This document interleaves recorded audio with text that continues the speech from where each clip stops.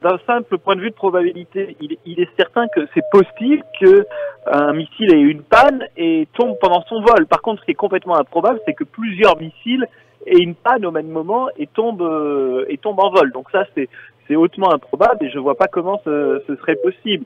Et deuxième chose, il est quand même étonnant que cette attaque médiatique arrive juste après le bombardement de l'hôpital de Médecins sans frontières à Kunduz en Afghanistan.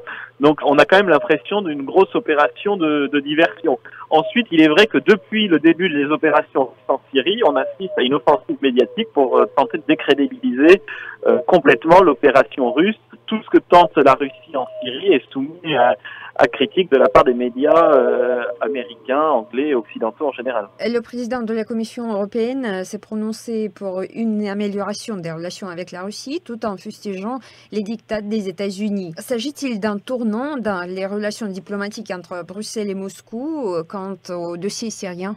Je l'espère. C'est encore délicat de parler d'évolution de l'Union européenne. Mercredi matin au Parlement européen, il y a eu un long débat consacré à la politique étrangère de l'Union en Syrie et à la situation en Syrie.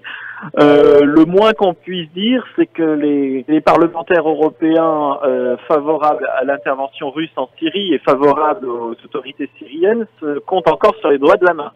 C'est pas quelque chose qui est majoritaire au Parlement européen et d'ailleurs le discours de la Commission lors de ce débat était encore très très opposé à la Syrie et à l'intervention russe parce qu'il continue à mettre sur le même plan Daesh et les autorités syriennes, ce qui est bien sûr est inacceptable pour les Syriens et qui ne correspond à aucune réalité quand on connaît un petit peu le terrain comme je le connais pour m'y rendre à de nombreuses reprises et y avoir encore passé un mois cette année. Et pour ce qui est de la coopération en Syrie, vous savez peut-être que la Russie et les États-Unis mènent des négociations permanentes quant à la coordination des actions donc en Syrie.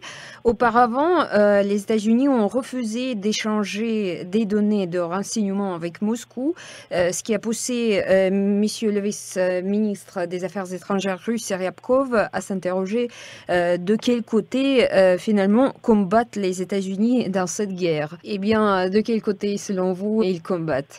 En tout cas, c'est une question qui est récurrente en Syrie quand on se balade dans la rue et qu'on parle aux gens.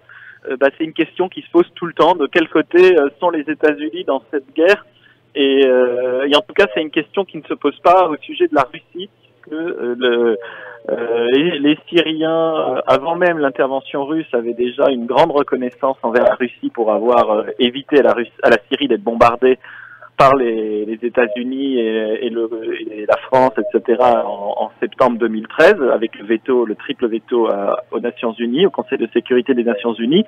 Et d'ailleurs, les gens ont un surnom affectueux pour le président russe, puisqu'ils l'appellent Abou Ali Poutine. Donc ça, c'était avant l'intervention russe.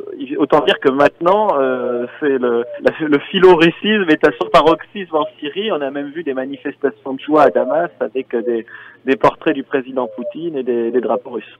Et la toute dernière question, M. Blanchard, comment expliqueriez-vous le succès de l'opération russe en Syrie qui, en quelques jours, a causé plus de dégâts à l'État islamique que la coalition donc n'a pas réussi à faire en un an? Peut-être y a-t-il une question de volonté?